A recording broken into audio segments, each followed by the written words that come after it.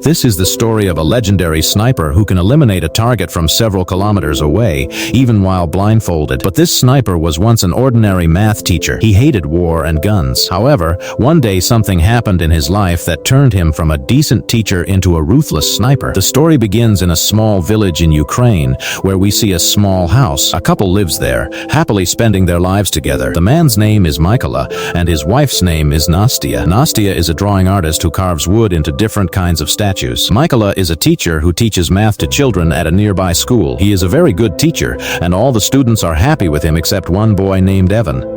Evan is a very rude boy. Every day in class, he keeps bothering his teacher Mykola. Evan belongs to a rich family, while Mykola is a poor man. Because of this, Evan often makes fun of Mykola's looks and clothes. He wants Mykola to lose his temper and hit him so that he can complain and get him fired from the school. But Mykola is a very calm person. He is not affected by Evan's words and continues living his life peacefully. Since there are no electronic devices like a TV in Mykola's house, he has no idea about what is happening in the world. One day, while Mykola is at school, he hears a news report on TV saying that Russia has attacked Ukraine. Many soldiers have been killed, and Russia has captured several areas of Ukraine. That evening, when Mykola returns home, he finds out that his wife is pregnant. He is overjoyed because he is going to become a father. The two of them celebrate this happy news together. The next day, Mykola says goodbye to his wife and leaves for school on his bicycle to teach his students. But on the way, he notices two soldiers standing there, smoking cigarettes while wearing unfamiliar uniforms. Their uniforms are nothing like those of the Ukrainian soldiers, which makes him feel that something is strange. However, Mykola assumes that the government must have changed the soldiers' uniforms, so he doesn't pay much attention to it and quickly reaches his school. But when he enters the school, he sees that the entire building is empty. Not a single student has come to class. This makes him feel that something is wrong. Just then, he sees the news on TV reporting that Russian soldiers have entered Ukraine to capture the country. Only then does he realize that the soldiers he saw on the road were actually Russian soldiers. Immediately, he becomes worried about his wife because she is home alone. He quickly gets on his bicycle and rushes home, but it is already too late. When Mykola reaches home, he sees those two soldiers brutally beating his wife. He tries to save her, but the soldiers beat him as well. Mykola begs them, saying, "Please don't hurt my wife.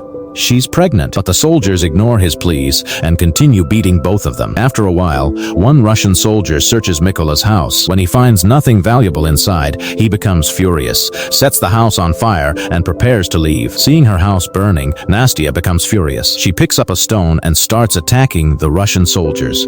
Seeing this, one of the soldiers opens fire, and Nastya dies on the spot. Watching his wife die right before his eyes, Mykola's world falls apart. He rushes to her, holds her in his arms, and breaks down in tears. A few hours later, two Ukrainian soldiers arrive. Seeing Mykola's wife dead, they feel deeply sorry for him. They place a hand on his shoulder and encourage him not to lose hope. After that, the two soldiers begin digging a grave for Nastya. Once the grave is ready, they tell Mykola to bury his wife there. After his wife's death, Mykola is completely broken. He is now all alone. The Russian soldiers not only killed his wife, but also took the life of his unborn child and burned down his home. Now he is consumed by the fire of revenge.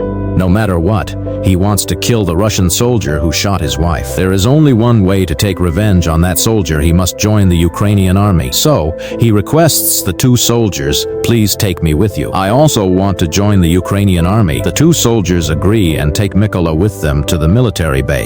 Before leaving, Mykola picks up a small wooden statue made by his wife, which she had carved to protect him. When they reach the military base, their senior officer becomes angry at the two soldiers after seeing Mykola and refuses to recruit him because he suspects that Mykola might be a spy. After questioning the two soldiers and learning everything about Mykola, the senior officer listens as Mykola explains how the Russian soldiers brutally killed his wife and burned down his house. Mykola tells him that he has no reason left to live and assures him that he wants to kill the Russian soldiers and help free his country. Hearing this, the senior officer finally agrees to recruit Mykola into the Ukrainian army, and his training begins the very next day. Since Mykola is just an ordinary man, he struggles a lot during training. He has spent his entire life teaching mathematics and knows absolutely nothing about guns. While all the other soldiers quickly assemble their rifles, Mykola is much slower and finishes last. Seeing this, the officer believes that Mykola will never become become a good soldier. But Mykola refuses to give up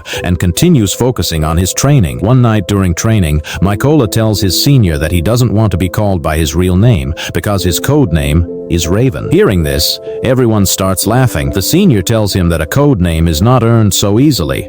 A soldier must accomplish something great for the country before receiving one. Mykola doesn't take their words negatively. Instead, he works even harder. Even when all the other soldiers are sleeping at night, he continues practicing and improving his skills. One day, the senior officer tells everyone that they are short on snipers and need more of them to fight against the Russians. He asks, "How many of you want to become snipers?" Several soldiers stand up, and Mykola is among them because he also wants to become a sniper. Seeing Mykola standing there, everyone starts laughing again. His senior tells him, "You're not ready to become a sniper yet. You can't even assemble and disassemble a rifle properly, so becoming a sniper is out of the question." Mykola replies, "I can become a good sniper. I just need one chance to prove myself." Hearing this, the senior says, "Fine. Here's your chance. Assemble this rifle in just 20 seconds. To prove himself, Mykola blindfolds himself, quickly takes the rifle apart, and assembles it again in only 18 seconds. Everyone is shocked by his speed. The same people who were laughing at him now begin applauding him. The senior officer is also impressed by Mykola's abilities, and after seeing his talent, he allows him to join sniper training. During the training, Mykola is handed an old model rifle, while everyone else receives modern weapons. Seeing this, Mykola asks for a modern weapon as well. The senior tells him, "If you want that rifle, you'll have to prove yourself first." Now, Mykola has no other option. So he accepts the rifle he has been given and walks away. During training, the senior tells everyone that no matter what situation a sniper faces, he must never leave his position. He doesn't move even an inch from his position and keeps his aim locked on the target. To train them for this, the senior officer fires bullets close to all the trainees, and any sniper who moves from his position is immediately eliminated from the training. But when it's Mykola's turn, he doesn't move even slightly and keeps his aim fixed on the target. In this way, Mykola passes the training. In the next training exercise, the snipers are shown their target only once, after which their view is blocked with a black board. They must then estimate the target's position and shoot it. Some of the other soldiers pass this test, but when it's Mykola's turn, his shot misses by a small margin, causing him to fail the test because the rifle he has is very old, making it extremely difficult to shoot with perfect accuracy. However, everyone knows that if Mykola had been given a new rifle, he would have hit the target perfectly.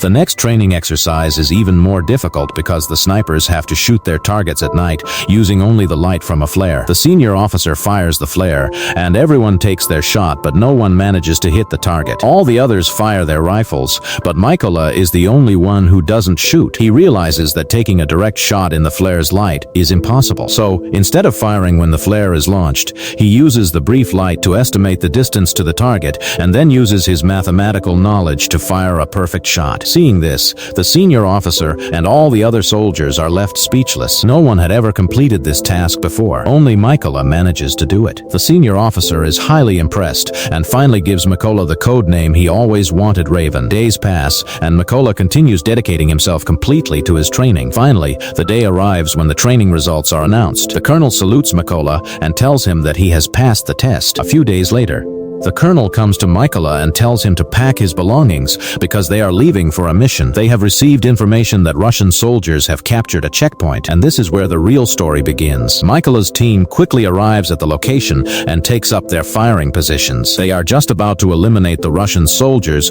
when they notice a vehicle approaching the checkpoint from a distance. Because of this, the colonel orders everyone not to shoot. Meanwhile, the Russian soldiers stop the vehicle and order the people inside to get out. They check everyone's passports and thoroughly search the entire vehicle.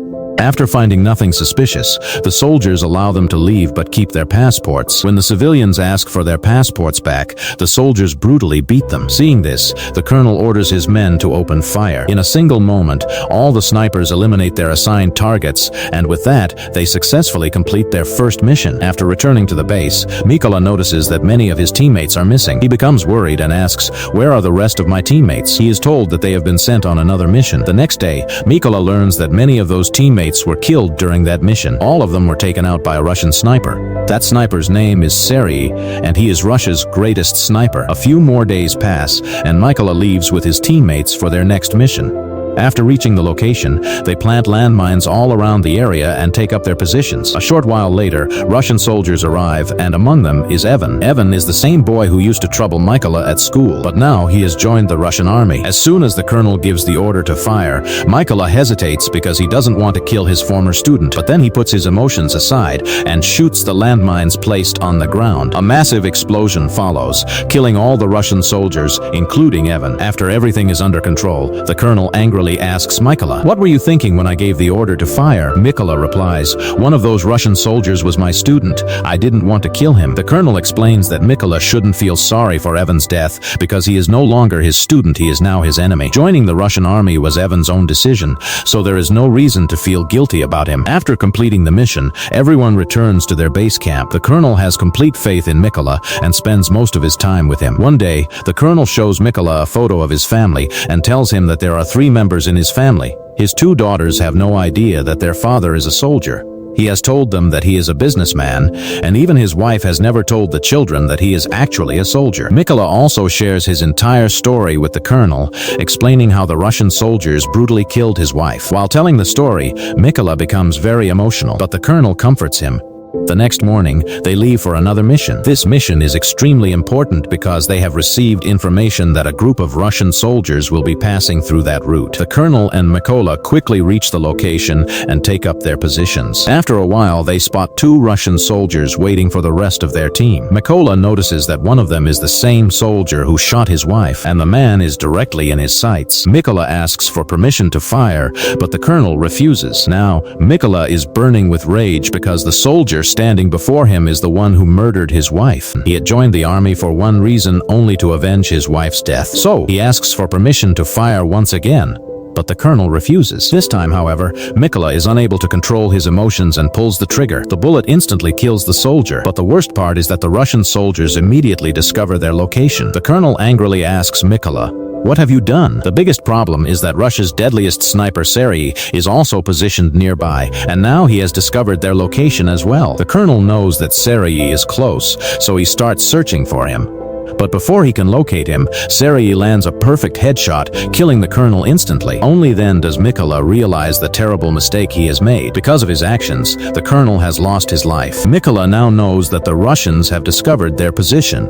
Meanwhile, the Russian soldiers begin heavy gunfire and bombardment against Mykola. Seeing the situation getting worse, Mykola decides to retreat. He carries the colonel's body and begins moving back from his position. Soon, he manages to escape the enemy territory and returns directly to his base. Mykola is devastated by the colonel's death and blames himself for what happened.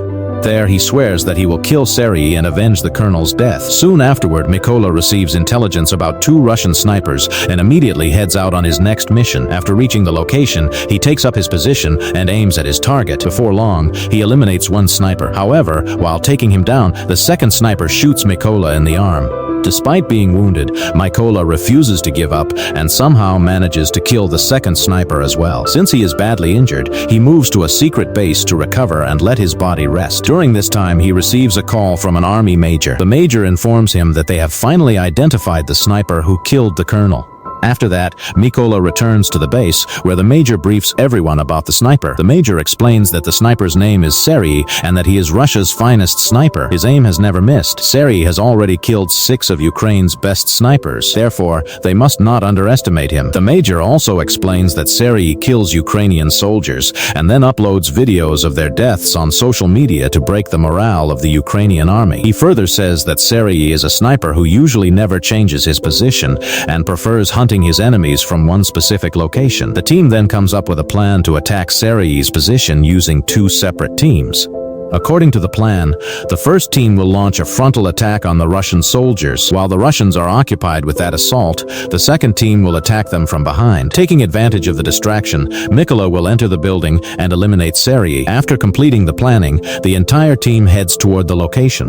Once they arrive, all the snipers take up their positions and lock on to their targets. Meanwhile, Mykola quietly enters the building, where he spots two Russian soldiers engaged in conversation. Without wasting a second, he silently kills both of them and moves deeper into the building. After that, he gives the agreed signal to his team. As soon as they receive the signal, the Ukrainian snipers eliminate all the Russian soldiers. Meanwhile, Serhiy notices that none of his men are reporting back to him. He realizes that something is wrong, so he goes up to the rooftop, where another Russian sniper is already stationed.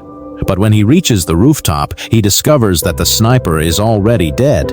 Seeing this, panic begins to set in. Serhiy realizes that the Ukrainian soldiers have completely surrounded him. He immediately contacts his base and calls for backup. However, he is informed that the backup team will take another 10 minutes to reach him. Hearing this, Serhiy quickly returns to his position and starts searching for the Ukrainian soldiers. But then he notices a small wooden statue placed on the table in front of him. It is the same statue that Mykola's wife had made for him, which Mykola intentionally left there after Serhiy stepped outside. Before Serhiy can understand what is happening, Mykola suddenly attacks him and repeatedly stabs him with a knife, killing him. During the struggle, another sniper inside the building becomes alert, but before he can react, Mykola throws a grenade toward him. The explosion kills the last sniper as well. A short while later, the backup team that Serhiy had called finally arrives at the building. However, they have no idea that Serhiy is already dead, so when they call him, Mykola answers the phone instead. He tells them, "You're all going to die."